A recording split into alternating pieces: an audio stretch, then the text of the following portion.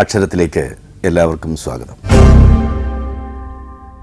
വായനയിൽ ഇന്നാദ്യം മലയാള കവിതയിൽ എല്ലാ അർത്ഥത്തിലും വേറിട്ടൊരു ശബ്ദമായ ഒരു കവിയുടെ ഏതാനും കവിതകളും അനുഭവക്കുറിപ്പുകളും ഉൾപ്പെടുത്തിയിരിക്കുന്നു.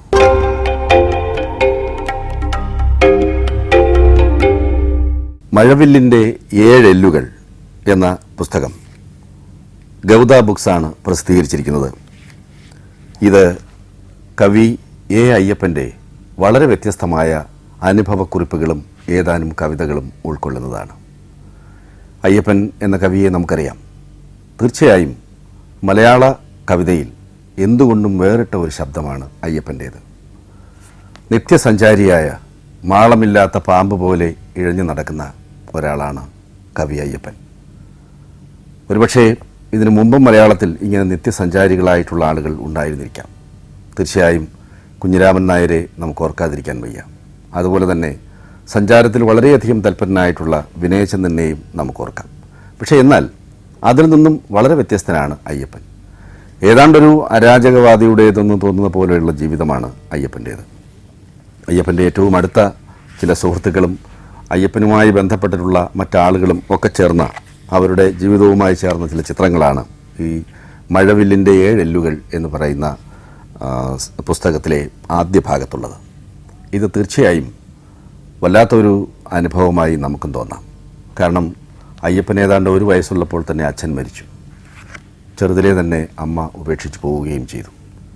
അച്ഛൻ മരിച്ചതാണോ, അദ്ദേഹം തന്നെ പറയുന്നുണ്ട് അച്ഛനെ അമ്മയുടെ ജാരൻ സയനൈഡ് കൊടുത്ത് കൊന്നതാണ് എന്ന്.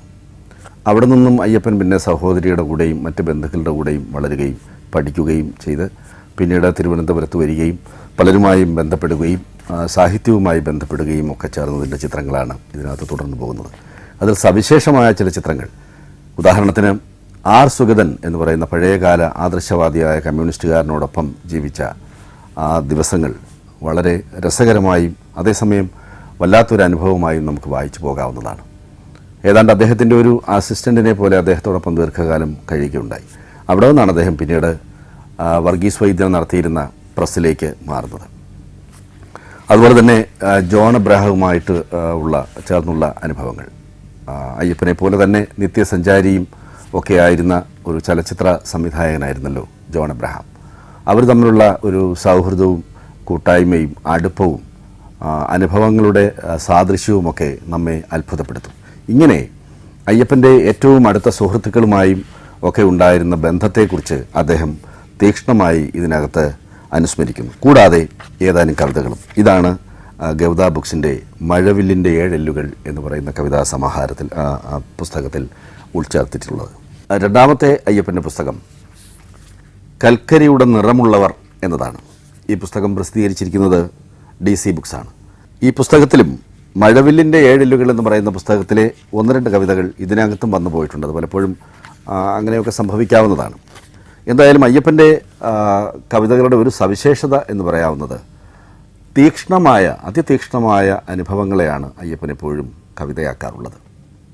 ഈ അനുഭവങ്ങളാവട്ടെ അദ്ദേഹത്തിൻ്റെ ജീവിതത്തിൽ അദ്ദേഹം തന്നെ നേരിട്ട് അനുഭവിക്കുന്നതും ആകുന്നു. അതിൻ്റെ ആ അനുഭവങ്ങളുടെ എല്ലാ ശക്തിയും സൗന്ദര്യവും അദ്ദേഹത്തിൻ്റെ കവിതകളിലുണ്ടാകും. ആദ്യകാലത്ത് അദ്ദേഹം കവിത എഴുതിയപ്പോൾ തന്നെ ആരൊക്കെ വായിച്ചിട്ട് പറഞ്ഞു ഇതിനകത്ത് വൃത്തമൊന്നുമില്ല എന്ന് പറയുകയുണ്ടായി. പിന്നീട് വായിച്ചു കേട്ടപ്പോൾ അതിൽ കേകവൃത്തമുണ്ട് എന്ന് മനസ്സിലാക്കിയിട്ടുണ്ട്. ഈ ആദ്യകാല കവിതകൾ അദ്ദേഹം പലർക്കും അയച്ചു കൊടുത്തെങ്കിലും പലരും പ്രസിദ്ധീകരിച്ചില്ല. അവസാനം കെ ബാലകൃഷ്ണൻ കൗമുദിയിലാണ് അദ്ദേഹത്തിൻ്റെ ഒരു കവിത പ്രസിദ്ധീകരിക്കുന്നത്. പിന്നീട് അയ്യപ്പൻ എന്ന പേര് വെച്ച് കവിത അയച്ചിട്ട് പല പ്രസാധകരും തിരിച്ചയക്കുകയും സരസ്വതി എന്ന കള്ളപ്പേരിൽ അയച്ചപ്പോൾ പ്രസിദ്ധീകരിക്കുകയും ചെയ്തതിൻ്റെ രസകരമായ കഥകൾ അദ്ദേഹം അനുസ്മരിക്കുന്നുണ്ട്. എന്തായാലും ഈ കവിതകൾക്ക് വൃത്തവും താളവും ഒന്നുമില്ല എന്ന് തോന്നുമെങ്കിലും തീർച്ചയായും അനുഭവങ്ങളുടെ ശക്തിയായ പേശീബലം, പിൻബലം ഈ കവിതകൾക്കുണ്ട്. ഉദാഹരണത്തിന് ഒരു ചെറിയ കവിത. ഒരിടത്ത് ഒരു മകളുണ്ടായിരുന്നു. അച്ഛൻ ആരെന്നറിയില്ല, അമ്മയെ കണ്ടില്ല. ഒരാൾ കുരുന്നു കൈപിടിച്ച് ഒരു തെരുവിലേക്ക് കൊണ്ടുപോയി. ആ തെരുവിൻ്റെ പേര് ഇന്ന് ചുവന്ന തെരുവ്. ഇത് വളരെ ചെറിയൊരു കവിതയാണ്.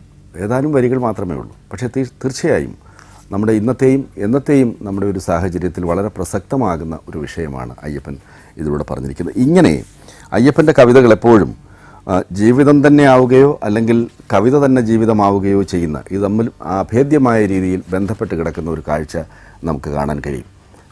വളരെ നേരത്തെ തന്നെ ഒരു നിരൂപകൻ പറഞ്ഞിട്ടുള്ളതുപോലെ ചിലപ്പോഴൊക്കെ അയ്യപ്പൻ്റെ ആ ദുസ്വപ്നങ്ങളാണ് കവിതയായി വന്നിട്ടുള്ളത് എന്ന് തോന്നാം. അതുപോലെ തന്നെ വളരെ വ്യതിരിക്തവും എന്നാൽ നമുക്കങ്ങനെ വളരെ വേഗം വ്യാഖ്യാനിക്കാൻ പറ്റാത്തതുമായ ധാരാളമായ സ്വകാര്യ ബിംബങ്ങൾ, അപൂർവമായ സ്വകാര്യ ബിംബങ്ങൾ ധാരാളമായി ഈ കവി ഉപയോഗിക്കുന്നുണ്ട്.